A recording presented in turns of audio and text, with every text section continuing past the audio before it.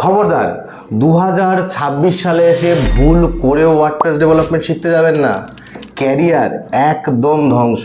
কেন শিখবেন না বলি, কারণ আপনি যদি কোডিং ছাড়া 1-2 মাসের মধ্যে প্রফেশনাল ওয়ার্ডপ্রেস ওয়েবসাইট ডেভেলপমেন্ট শিখে যান, তাহলে তো ফ্রিল্যান্সিং করে ইনকাম করবেন।